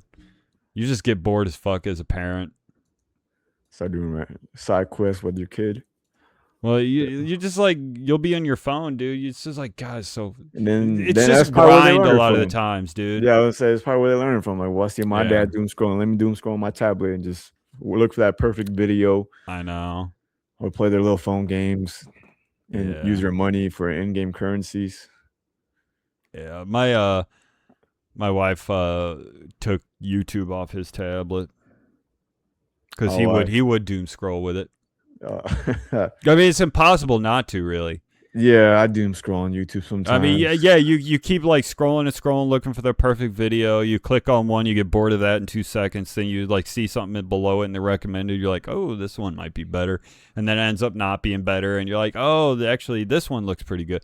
So we all, that's Yeah, how I do you. that That's almost too. just how you use YouTube. I mean, I'll do that. Or I'll like, this video looks interesting. I'll watch it for a couple seconds so I can go in my history. I'm like, I'll come back to that because I want to Yeah. finish watching this video, but I didn't want to lose that video. So and Yeah, then next that thing you happens know, to me too. Yeah. I'll But forget. I that when did that that. happens, that's a great thing because you have a lot of good videos to watch. Yeah, For me, and sometimes I'd be running low. that continue watching tab on YouTube is pretty clutch. I ain't gonna lie, because sometimes I forget I did that. That I clicked on the video that I wanted to watch and clicked on another video, like go in my history, and then I'll get sidetracked with other videos that look interesting, and next I'm like, oh shit, I forgot I wanted to watch this. Mhm. Continue watching. So yeah, YouTube is. I watch a lot of YouTube now. That's like my cable replacement. I think that's why I have such a short attention span, because I could watch like a 10-minute video and be so entertained, and then watch another 10-minute video. Next thing you know, I watch 10-minute videos, and I'd be like, where has the time gone? But I can't. It's the struggle for me to sit down and watch like a 1-hour episode of a TV show. I know, dude. Like I was watching the Witcher TV show, and it's like YouTube is so bite-sized. I have premium, so I can turn off the phone screen while I watch it, and I can listen to the background. Because if I'm watching my kid and doing stuff with him, I can have YouTube playing in the background, and I can kind of come in and out as I see fit, kind of listen to the video in the background while I'm playing with him. So I get my entertainment kind of while he gets entertainment from me. With like, I can't do that with a Netflix, The Witcher or something like that. Yeah, because you have to pay attention. Like you have to Yeah. sit there and watch. I don't know. I do that a lot because I'll be doom scrolling when I'm watching TV, and I'm like, fuck, I don't even know what just happened. I'll be like rewinding, and then it's just bad. I think I do that too when I'm gaming sometimes. Like I'll come home and I'll just be tired. I'm like, I'll turn on the game. Next thing you know, I'm on my phone for like an hour, and I just waste my whole game time just doom scrolling. Yeah. Dude, I waste so much game time doing fucking doom scrolling on YouTube. And I'm like, I know I have to like train myself. I'm trying to train myself to like when I'm gaming, put the phone down and just like really, because I'll start doom scrolling during cutscenes, and then that's not good either. Oh yeah. Some cutscenes do be boring though. Some do, but then sometimes like pointless.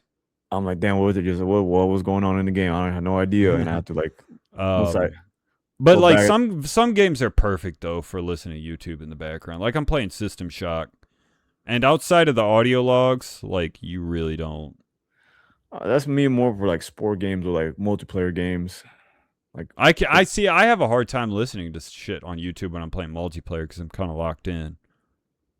Like I end up not really paying attention to it. Like all my sensory inputs go into the game. Maybe that's why I do bad sometimes. I'll be like trying to like listen and then lock in at the same time to the audio in the game and footsteps. But sport games for me is like the perfect thing because I don't really care. There's no audio. Well, sport games have like downtime and shit in them built. Well, that too, but like there's no story. You're just playing. I'm playing the fucking Tennessee Titans. I don't really care what the commentators got to say. It's the same thing I heard over and over again already. So I could listen to a podcast, or if it's a game I already beat and I'm just going through it again, I could throw on like a podcast or something. But other than that, I have to like really lock in, especially on like single player games. I need to stop doing that, like playing YouTube while I'm playing like a single player story game, because then I'm trying to listen to the story, but I'm also trying to listen to this video, and it's just like fucking up my At concentration. least need to pause it during story moments. I try to, and then I forget, and then I'm like, why do I hear someone else talking? I'm like, oh shit, the YouTube video. So I got really bad habits, man. I don't know. I think YouTube fried my brain. I don't use TikTok. It's fried my brain too. Like, it's hard for me to go through life without a YouTube video playing in the background. I can't even wash dishes without. I can't. I have a hard time sitting down at dinner and eating. Yeah, I'm like, before I gotta find this YouTube video that I want to watch. My wife's like, you need to be a part of the family. It's like, man, I just sat down. I want to relax. I've been playing with Marshall all day. I'm here. Like, what the fuck you want me to talk about anyway? Like this I didn't do shit today. Same shit I do every day. But yeah, I just feel like you don't love me no more. That's when you gave one of those. Basically, yeah. No, it's not that deep. But she'd be like, "Yeah, we're here as a family, and you're on your phone watching YouTube." Like, shit, man. I gotta catch up. He kept me from it all day, mostly. Yeah, I know. I do the same thing. I have to like watch, and like the thing is, I'll take like 2 minutes to eat because I'll be something like I'll eat real fast, and the video's like not even halfway through. I'm like, well, I'll just sit at the dinner table and kill time until the video's over. But yeah, I gotta brush my teeth. Before I brush my teeth, I gotta find a YouTube video. This is how bad it is. Oh yeah, I watch videos while I brush my teeth too. I'm like, well, hold on, if I gotta find a video so I can brush my teeth and be entertained at the same time, stimulated mentally, because I can't just brush my teeth and just do nothing. I'm wasting time. I got a YouTube video for every occasion of my life. Fuck. Bro, it's bad. Like before I go on a drive, I gotta find a YouTube video to listen to. I'm like, hold on, I gotta find a video before I go down the street to get this milk. Yeah. The video will be like 20 minutes long. It's like a 2-minute drive. I'll be sitting in my garage like, well, I was looking for a video. I spent more time looking for the video than I did driving. I'm like, fuck. I'm like, I need help. Before we have sex, baby, let me find a video. Before we make love, I gotta find a YouTube video. I got the perfect video in mind. How to improve your kill streaks on Battlefield. Stupid, yeah. I gotta lock in. Yeah, oh man. Yeah. Let me put on the Blitz podcast before I True. That's the video people need to really put on. That should be the background anthem to everybody's life. Cheeks. Yeah.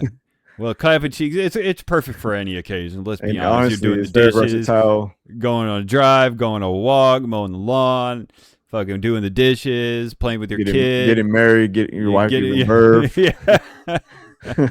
Wait, this is the good part right here. Let me timestamp. Yeah. True. Yeah. We got you covered for all occasions, man. If you're a YouTube addict, put us on in the background. We'll take care of you for some time. We'll stimulate you for a little bit. But I'm glad I'm not the only one that has a YouTube problem. Oh yeah, dude. It's a background app of my life. Yeah, it honestly is. I mean, the truth is, most people are addicted to their phones anyway. There's worse social media apps you could be addicted to. Let's be fucking honest. Or other things. Yeah. Porn. Well, yeah, other things. Goon. Yeah. Goon machine. I don't know how people get addicted to that, honestly. Like porn. Well, I do, but I also don't. Like, okay, bro. Like once you jerk off, aren't you just done? Or do you keep watching it? Like you watch for the plot, and you want to watch the build up. Like what led for sucking his dick? Like imagine watching porn and just sitting there watching it. Like I don't understand that. Like what do you're there for a reason, right? Right. And then you're done.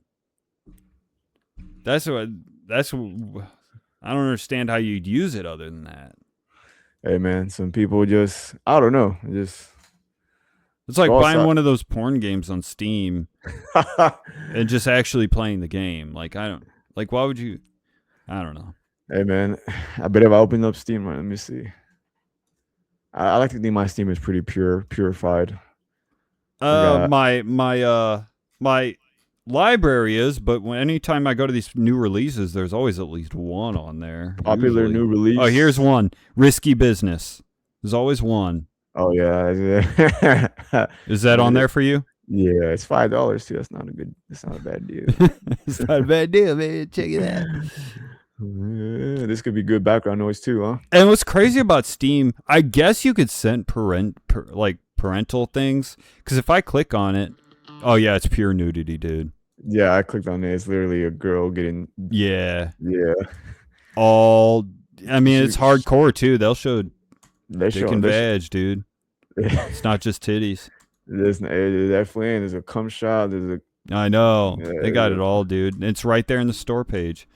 I'm surprised they do that, dude. I'm surprised. I don't recall, like, when I first got on PC Gaming, like in the 2010s. I don't remember this like being all over the storefronts. It wasn't. This is, to me, what strikes me as so weird about, like, oh my god, like that first picture is crazy. Like 2 girls, 1 dick. Yeah, that's what I was talking about. The cum shot. Yeah, oh, it's a Mexican ninja. Let me see. Oh god, never mind. It strikes me as almost like GameStop, like if GameStop sold these games, but they would never sell these games. But Steam does. Not only does Steam do it, but you can click on it and see all the images of like the freakiest shit in the game. Yeah, like they have like I've seen like tentacle porn shit ones where you're like a monster and you have to, like, I don't know. Shit, they got Fallout porn parody games on here. It was what, Fallout Nude Shelter? I'm like, wow. I didn't see that. Yeah. Thank God when I go over to the top sellers, none of them are on there. That would just be unfortunate. Concerning. Yeah, highly concerning. The PC stereotype gamer stereotype, just horny guys with a lot of money. And dude, have you ever clicked on one of those porn games and like, I wonder like who reviews these things? Like, all right, let's go to Risky Business. A lot of the reviews are like just jokes, but but there are people that really be reviewing these games, like on their merits and shit. The penetration animations are not that detailed compared to other games. They're not that deep. Yeah, cock size is not that big as other games. Yeah, if I want a 20-inch cock, that's what I want. And I can't do that on this game. Very limited. A breast size, yeah, it's just like that's not a little too detailed. They're gonna think I'm doing that, but yeah, man, I don't know. I mean, I don't know. Like, it just recently happened with Steam where they just got like infested with porn games. It's crazy to see, but shit, it is what it is, I guess. I mean, people make them, people buy them. I don't know. I mean, it's not no AAA games. It sounds like people in the reviews about Risky Business are talking about AI slop. Well, I'm glad they can at least recognize AI even in porn. Yeah, I'm glad they at least still have some standards. Mortal Shell 2. Yeah, this game doesn't even look good. Like, obviously, like it's a porn game. It's a text. This game. looks like super generic. It's a text. And the art sucks. Like, the characters look ridiculous to me. You know what? It's a novel game, ain't it? Like a text novel game, pretty much. I guess, but I like think that's what most of them are. I'm just gonna say it, like the way like porn like exaggerates certain things about human beings, like. I don't like that. I would, like, when I look at this, I would much prefer people to look real. Like, the guys look reasonably. There's only like 1 male in the entire thing. No, 2. Yeah, but they look reasonably proportioned. The females look ridiculous. They don't look real to me.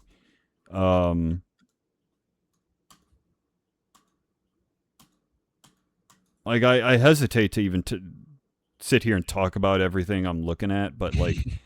Yeah, they don't look right. They don't look like real proportioned women, and I hate, like, that's a super common thing. Yeah, just ridiculously oversized. Their nipples are like too big and like crazy pointy. Yeah, this is like, they look ridiculous. They don't even look real. I don't. Why do people think that's fucking hot? Like, that's what people like, man. People like big titties, big ass. Yeah. I know, I get that, but they don't look real, like real people. Like naturally achievable or realistically achievable. Yeah, I get what you mean. Like, and a lot of them are like that. If you go to any one of these Gooner games on Steam, they almost all of them that I've seen are just not proportioned like real people. And like, I don't know why people like that. So they're not even real.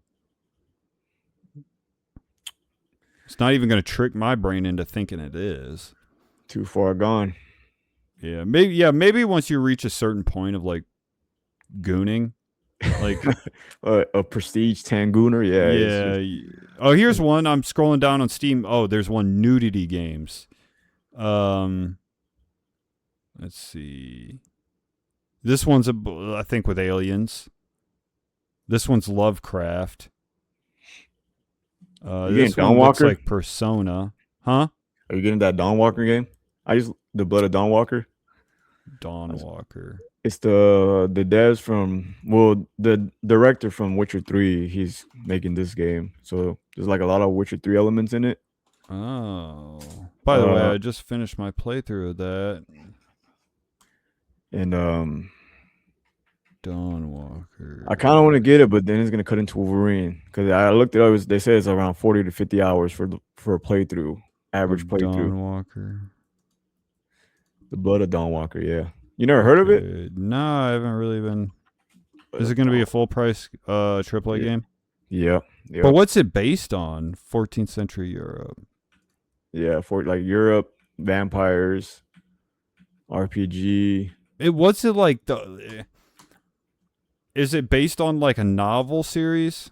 Oh, what's it based off of? I have no idea. I don't know. It might be just an original idea. I just know it's the guy from Witcher 3 is like in charge of it. Recommended cards. Is this with upscaling? Who knows? 4060 and 7600 XT or minimum 1060. Oh, that's got to be for like 1080p medium settings or something. Or probably like upscale. Oh, yeah, with upscaling, yeah. Which I hate when they do that shit, honestly. Yeah, but me too. But yeah, I mean, it comes out on the 3rd. Damn. Or the 4th. I didn't even know about this game. Or the 2nd, I guess, on Steam. But yeah, man. That'll be interesting. See how this one does. May have to look into it. Is it mostly vampires then? No, it's both like humans and vampires. It's just like a medieval RPG with vampires. Cool. Bloody, gory. I was looking at a video today, like the guy that did the animations for Witcher 3, like the mocap for Gerald in Witcher 3, he's doing the mocap for the character in this game too. So, I mean, Witcher 3 is a great game, so I mean, the only thing is it's based off a successful IP already. This is like a whole brand new IP, so who knows how it will go story-wise. Yeah. I've been reading the Witcher book, the first one. Oh, that's too nerdy. Getting close to the end. Over halfway at least. It's pretty good. Cool. I haven't read a book. You don't be reading no books? I don't read often. It's got to be something I'm pretty interested in. Because I'm usually more of a gamer. Like if I have free time, I usually game. But one of the good things about this is I found the PDFs, like a PDF file of the whole thing. So I can just like read on my phone, like in between, like, you know, any old thing. I can kind of do that. Because a lot of time, you know, I have access to my phone all the time. I don't have access to this. If I was just having to read this, it'd probably be hard to even make progress. But yeah, I'll just be reading a couple pages at a time on my phone. And the last time I read a book was like in middle school, I think. Oh shit, that is. Or maybe high school. No, I don't know. Maybe high school. I was like reading this Bigfoot book, but it wasn't like a book. It was more like a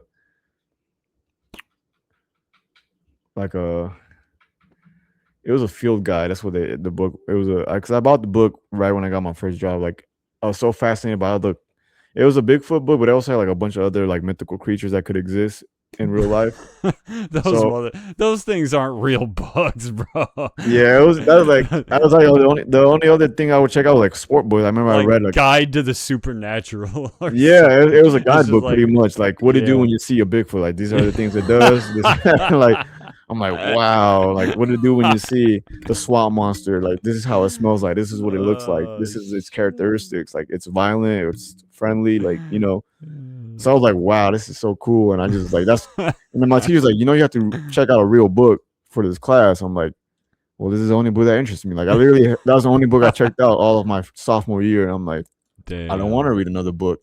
I lied. I did have to read a book for I think I did the Spark Notes for it though.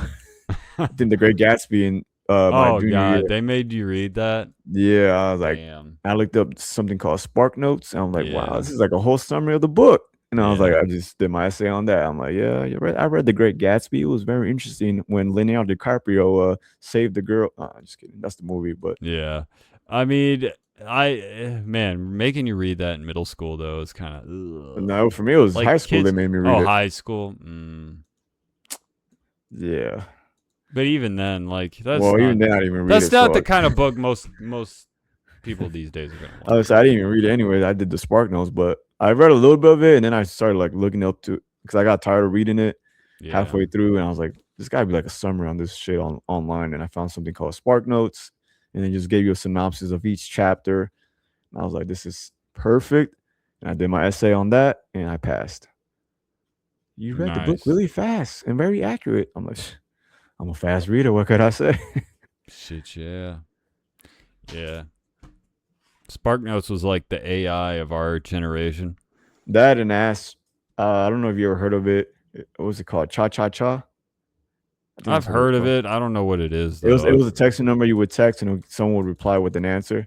Like if you text like, how what's the square root of 64? And you text Cha Cha Cha, and someone would reply back to you. Yeah, I've heard about that. I just never used it. I used to use it because I needed a lot of help.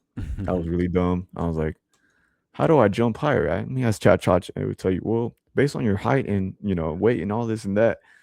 It was like AI before AI, or like I don't know, before like you Googled everything or read it. I don't know, but it was like very helpful with homework. Yeah. Like, tell you what your homework problem is. Someone would get back to you. They weren't always right though, so that was the only problem I had. Yeah. I'm like, I used that for some homework. Next thing you know, I got all the questions wrong. I'm like, fucking Cha Cha Cha, let me fucking down. Like, got me fucked up. But I'm sure AI can get your shit wrong these days too. Oh yeah, it can. If the question is specific enough and tricks the AI. Yeah. Shit, I mean, yeah. I could ask it. I could like tell AI to add a Super Bowl in my hand. It'll fucking give me the NBA championship. Yeah. I'm like, that's not what I asked, but okay.